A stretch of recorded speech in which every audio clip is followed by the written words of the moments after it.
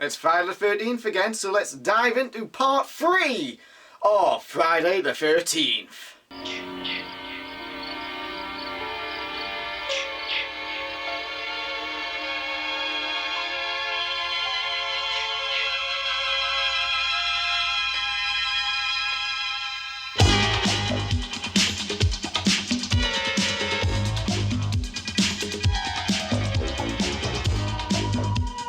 So you'll see a lot of weird shots in this movie that are like, yeah, that's meant to be in 3D, and they just look stupid. Seriously, it's like this. Me pointing this at the camera and it's getting, look how close it's getting, it's in so much 3D. But it's not in 3D, it's 2D now. You can get a 3D version of this somewhere, but it is a very hard and rare find. So what's the other plot of Friday the 13th Part 3? More death. Yes, group of teenagers come back to the lake. One by one they are picked off by Jason, and one is left to take on Jason himself. It's the natural plot of Friday the 13th now. And while it's the same sort of routine, it's still an enjoyable movie. So set up for a smorgasbord this time around is another group of teenagers, 2 hippies, and a biker gang. So at the beginning of part 3, you'll notice that it's the ending to part 2, which was not shot in 3D, obviously. We find out that Jason lives, played by a much taller and stockier actor, in some new footage. The original ending to part 2 was that Jason's mother's head was to come alive by blinking at the screen. That was deemed too stupid, so they threw out some 3D titles on top of it. Now what is odd for a 3D movie? It has one of the most famous title sequences for a 3D movie, yet it is not in 3D. It looks 3D-ish, but it is not 3D, which does kind of come off a little odd. And if you're watching the 2D version of this, you're probably thinking that the 3D supervisor did a piss poor job. So the majority of the deaths in this movie do take advantage of the 3D effect. Seriously, a lot of the deaths are like that. And it would make one hell of a drinking game. Take a shot for every time there's a 3D effect used in the movie. You'll be pissed by the end of it. One thing you may notice within this film, the acting is a bit campier than the last 2 movies. Why is this? Well, maybe more money was thrown into the horror sequences and the 3D effects and to get proper talent for the movie. No, it's not bad, it's just a little corny. It's just, look, yeah, it is campy kind of acting, but it still works to the charm of Friday the 13th. One such teenager which annoyed me throughout the movie was Shelly. Some kind of horror, nerdy, movie type kind of person. Shelly kind of looks like the love child between Michael Cera and Jonah Hill. You put them together, you get Shelly. That's what Shelly looks like.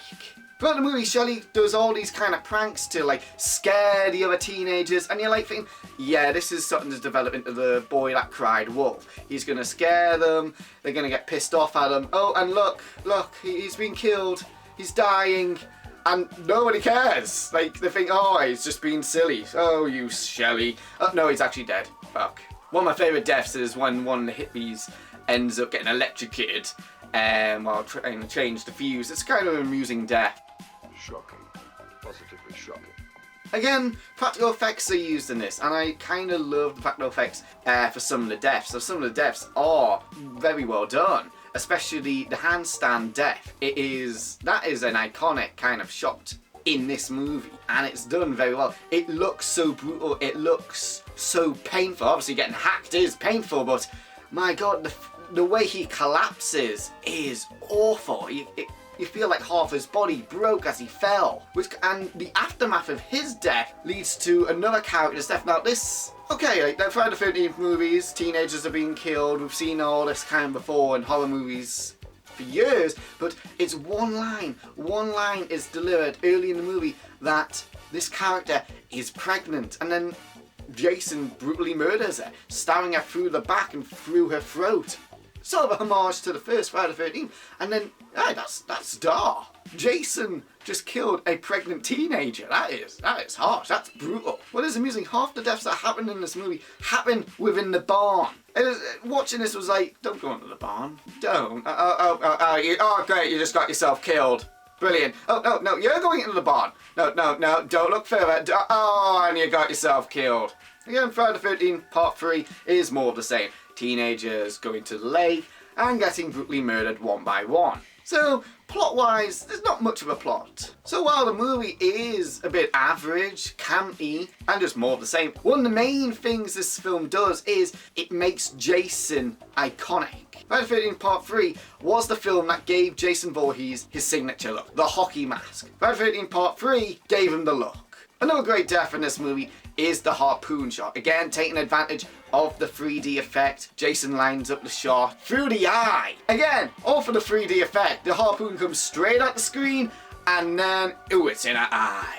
A bit like the eye death. The guy gets his head crushed in and his eye then pops out and you can see the strings and stuff, but it's just the fact, oh god, really, for the 3D, there's a lot of that in this movie. A lot of things just taking advantage of the 3D effect. The ending of this film is pretty much similar to the last movie. The final girl versus Jason and like the cat and mouse kind of game, the chase throughout the house and the barn. More the same really. It's a good kind of death like for Jason at this point. But you all know he's gonna survive, which he does because like they made several more of these movies. You can't keep a good killer down. But what the film does do, it ends sort of on the same note as the first movie. After defeating Jason, she goes out onto the lake and falls asleep and then wakes up the next morning and then we see Jason at the window, and that is kind of a terrifying thing, that he's there, the mask is off and he's running towards her and then suddenly he is gone. And then suddenly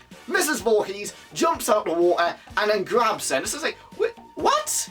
How did this happen? Like, she lost her head in the first movie. I should know because I watched it. Well, it turns out that was all a dream sequence, similar to that of 1 and maybe 2. So, Friday the 13th Part 3, it's decent, it's fun, it's corny, it's your run-of-the-mill horror movie. There's nothing to really hate about it, there's nothing really to like about it either. It's just, it delivers. You want to see teenagers getting murdered? Friday the 13th Part 3 does that. So what was your favourite death throughout Part 3 of Friday the 13th? Comment below and let me know. I've been the Movie Maniac, and happy Friday the 13th.